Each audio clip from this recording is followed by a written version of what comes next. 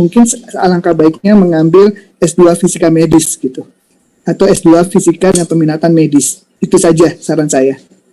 Oh baik, sarannya Pak Freddy lebih baik mengambil S2 dulu ya Pak ya? Ya, kalau yang dari Fisika Murni. Bukan dari Peminatan Fisika Medis, betul. S1-nya. Itu aja Mbak Adin.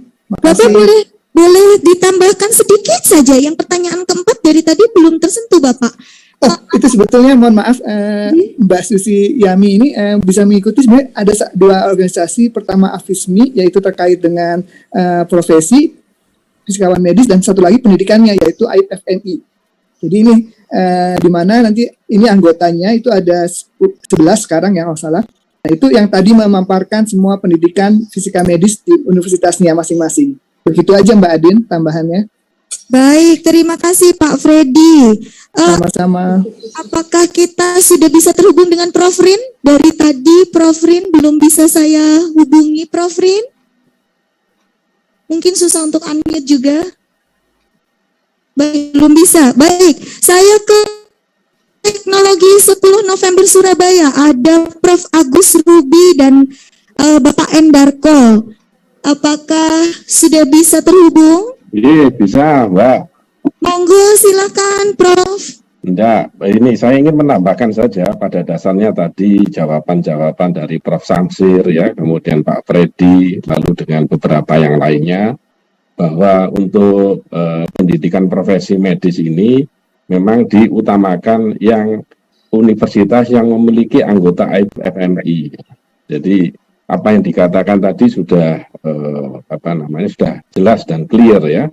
Bagi yang bidangnya bukan bidang fisika medis, itu tentu saja akan ada matrikulasi ya.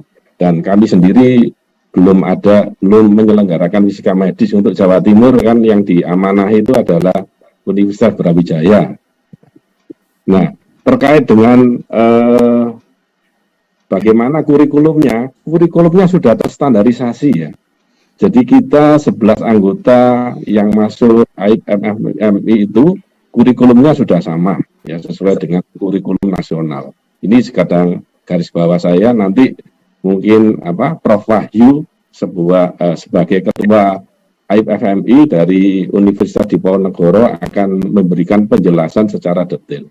Demikian tambahan dari saya. Dan terkait dengan penelitian fisika medis, menarik ya, memang dari 11 anggota itu mempunyai karakter yang unik, satu sama lain saling melengkapi. Demikian Mbak Moderator, terima kasih. Assalamualaikum warahmatullahi wabarakatuh. Waalaikumsalam warahmatullahi wabarakatuh. Terima kasih Prof. Agus Ruby atas penjelasannya.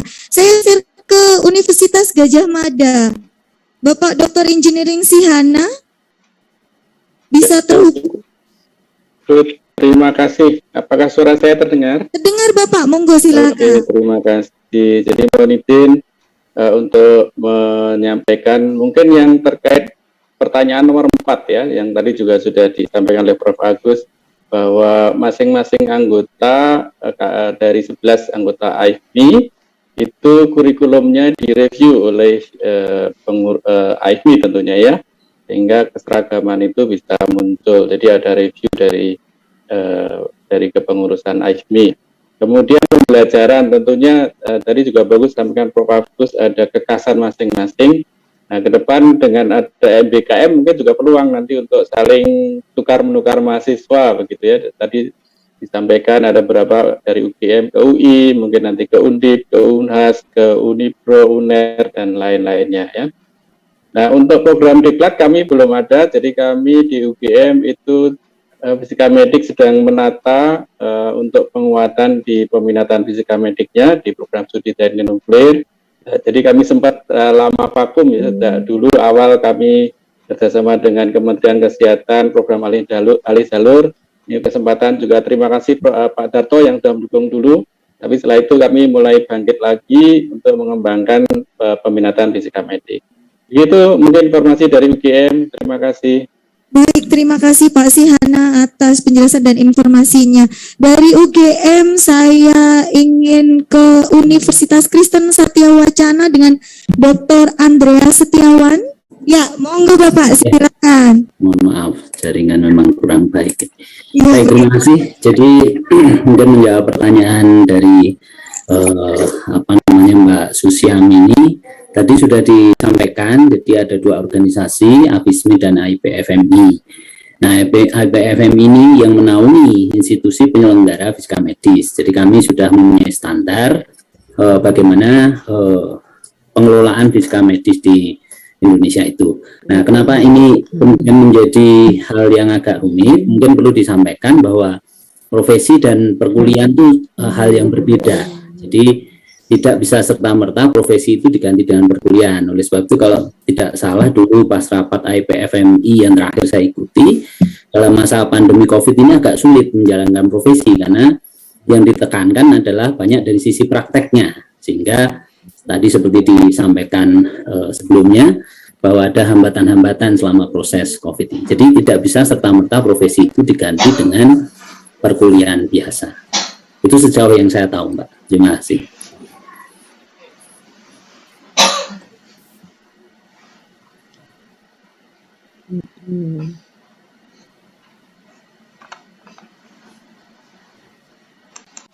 Sisi fisika medis.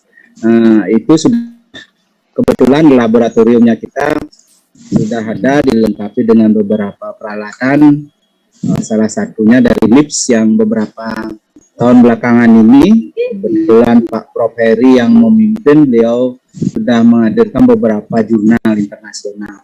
Kemudian juga ada penelitian tentang aplikasi laser yang sedang kami coba kemarin, ingin mengetahui gaya model spektrum dari kanker serviks, atau ini sedang diteliti juga tentang model spektrum dari golongan darah, beberapa golongan darah. Nah demikian, kemudian untuk pendidikannya memang kita baru diisi oleh 5 orang 5 staf dengan kualifikasi doktor 3 orang dan ya sisanya adalah master. Ya mudah-mudahan ke depan mengenai sumber mahasiswa kita sebenarnya banyak dari wilayah Jawa Timur ke timur.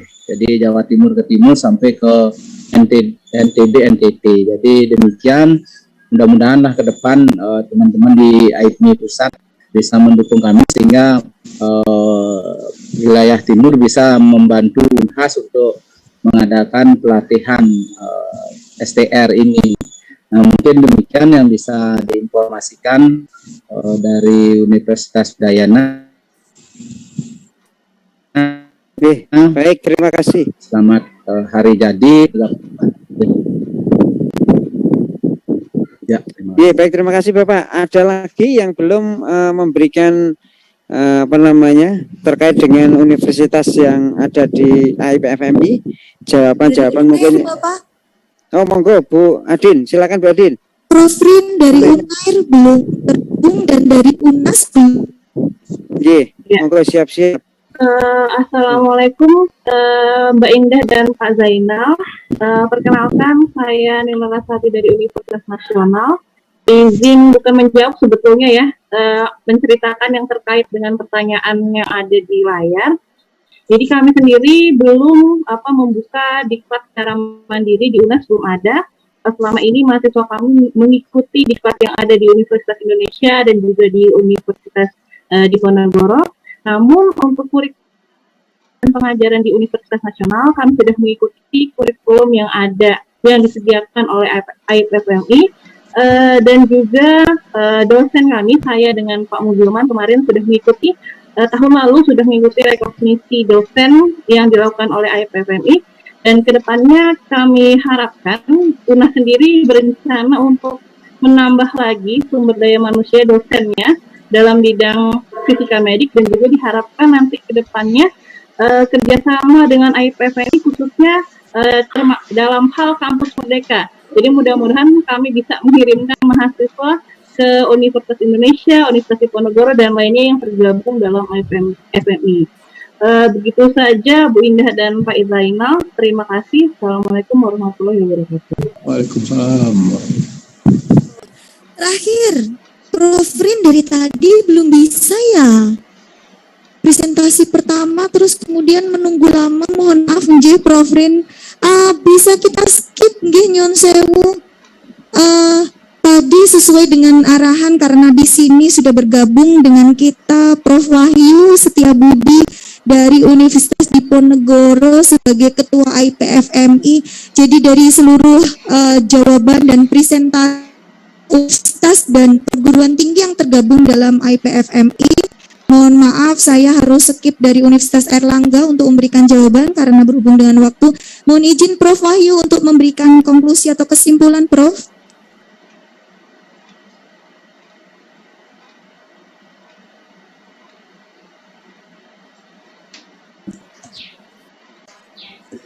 Baik, semua. Selamat siang, Assalamualaikum warahmatullahi wabarakatuh.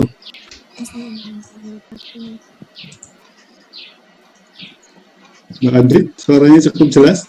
Jelas, Prof. Salam, Prof. Terima kasih.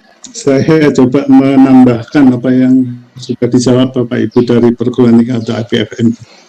Yang pertama, IPFMI memang aliansi institusi pendidikan fisika medik Indonesia yang mewadahi semua perguruan tinggi yang melaksanakan peminatan maupun prodi fisika medik di Indonesia. Hanya memang meskipun sudah melaksanakan peminatan fisika medik untuk menjadi anggota, kami mengadakan seleksi karena fisikawan medik adalah tenaga kesehatan yang menurut peraturan perundangan ada Permenkes 83 2015, 322 2020 itu mempunyai standar kompetensi tertentu, sehingga untuk itu maka AIP sudah menyusun kurikulum bagi anggotanya sehingga bisa memenuhi kalau lulus nanti memenuhi standar kompetensi yang dipersyaratkan sesuai dengan Permenkes tadi. Kemudian juga karena selain kurikulumnya, untuk melaksanakan kurikulum dibutuhkan SDM dan fasilitas yang memadai. Sehingga untuk menjadi anggota AIP pun kami mengadakan evaluasi. Apakah dari sisi SDM juga memenuhi standar untuk mengampu fisika medik, materi-materi fisika medik dari sarana prasarana dan kerjasama juga memenuhi. Ya, kemudian apabila ada yang belum memenuhi pun, ya meskipun belum diterima, kami memberikan arahan untuk melakukan pembinaan, pengembangan sehingga nantinya juga bisa bergabung, tapi tidak otomatis. Yang diterima adalah yang memang dari sisi SDM, dari sisi kesesuaian kurikulum dan sarana prasarana serta kerjasama, diharapkan bisa melaksanakan kurikulum sehingga memenuhi standar kompetensi yang dipersyaratkan. Intinya itu. Kemudian ada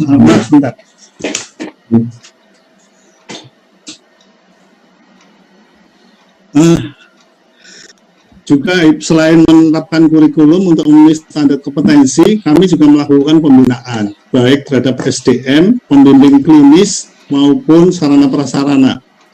Jadi seperti tadi ada program rekognisi dosen yang diikuti oleh semua dosen AIP. Jadi dosennya juga dilakukan pelatihan pembinaan untuk bisa memenuhi dalam mengajar materi fisika medik.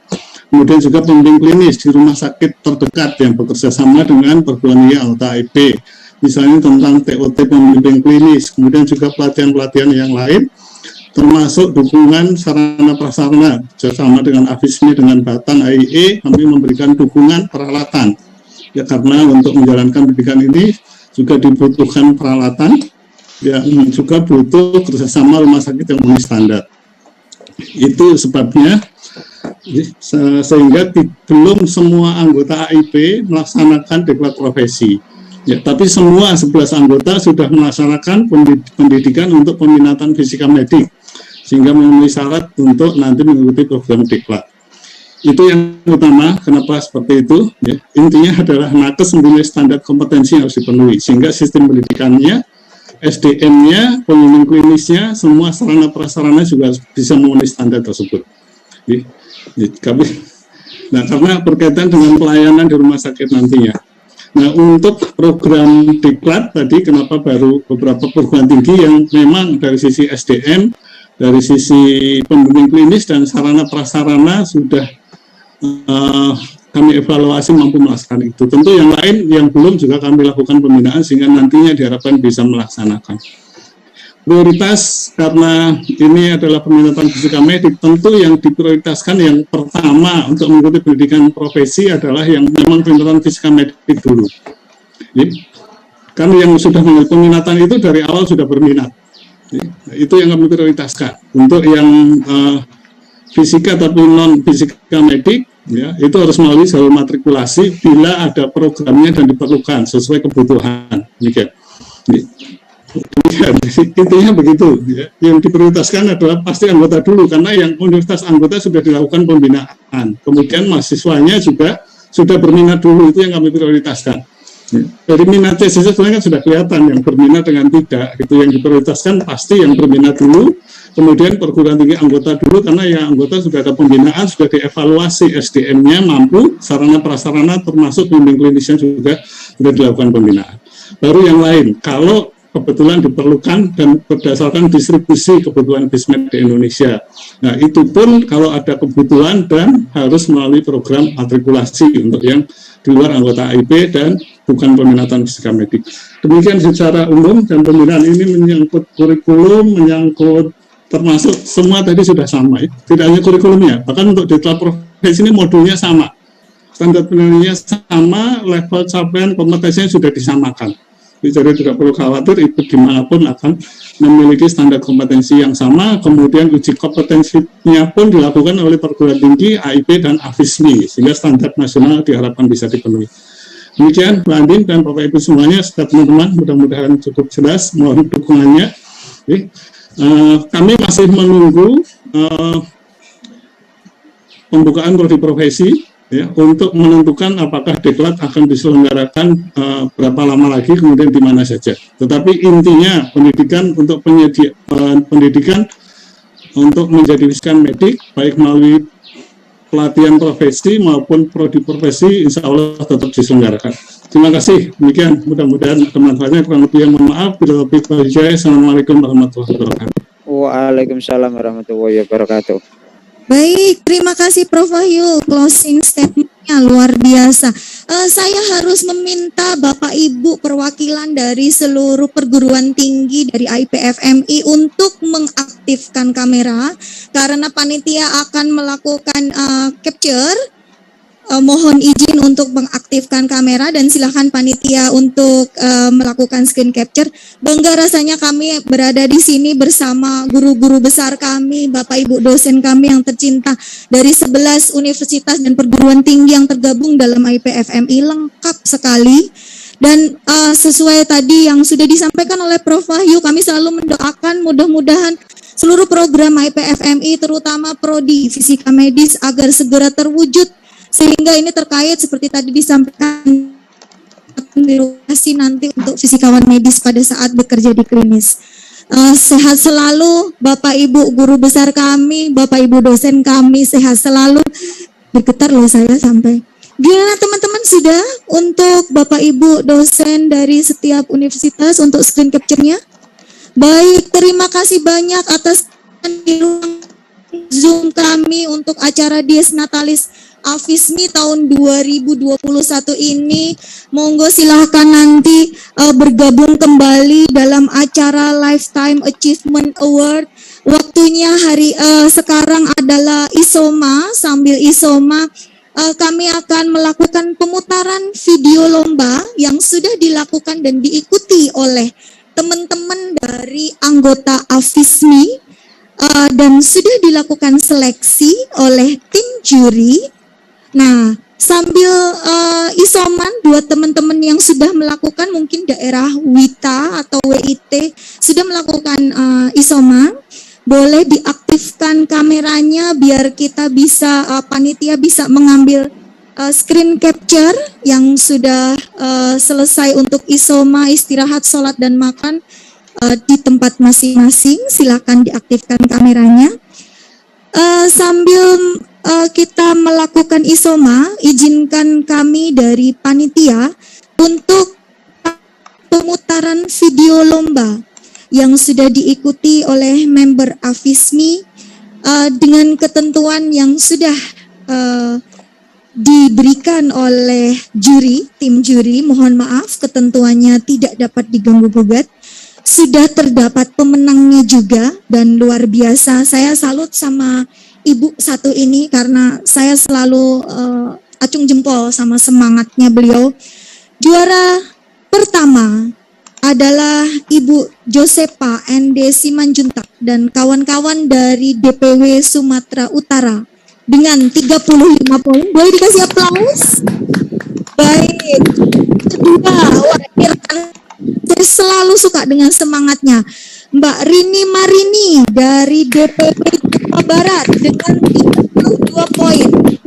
Dan juara ketiga, ini rekan menyanyi saya Pak Zainal. Ini beliau suka menyanyi Pak Zainal.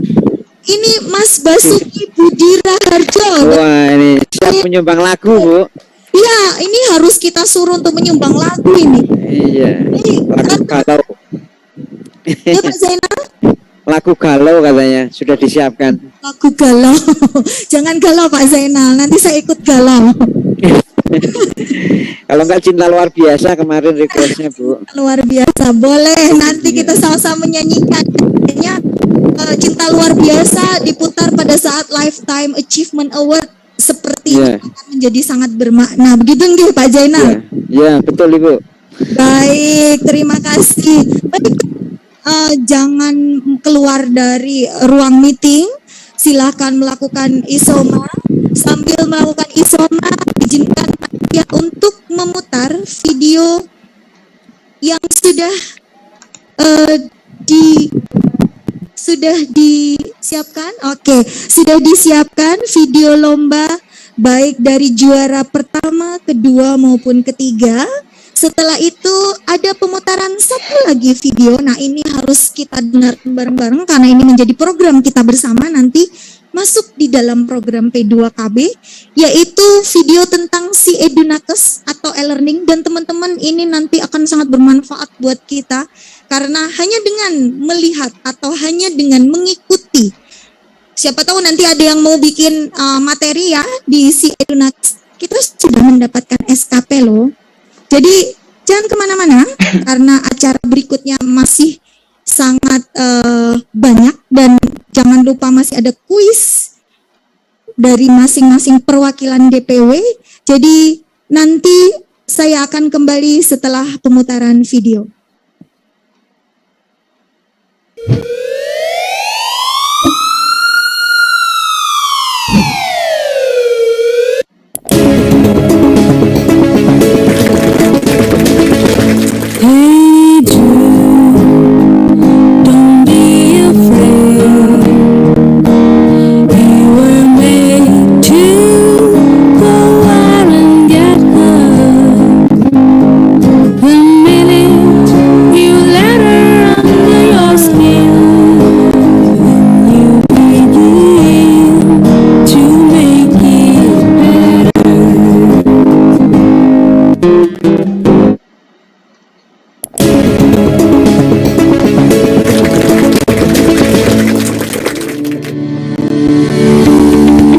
Menurut Permendak Nomor 12 Tahun 2008, fisika medis adalah jabatan yang mempunyai ruang lingkup, tugas, tanggung jawab, dan wewenang untuk melakukan kegiatan pelayanan fisika medis di sarana kesehatan.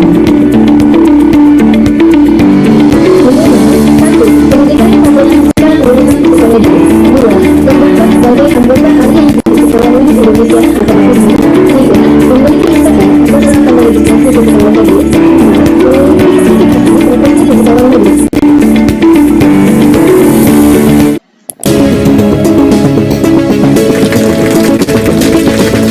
Kami Fisikawan Medis RDI mengucapkan selamat Hari Fisika Medis Indonesia ke-34 tahun melayani negeri ini. Kegiatan yang kami lakukan sosialisasi kepada staf radiografer dan mahasiswa tentang pengaruh lapangan kolimasi radiografi umum di sistem IC terhadap nilai DAP sebagai estimasi dosis pasien, di mana luas lapangan kolimasi berbanding lurus dengan nilai DAP. Diharapkan penentuan lapangan kolimasi lebih diperhatikan sebagai tindakan optimisasi dosis pasien. Terima kasih, semoga bermanfaat.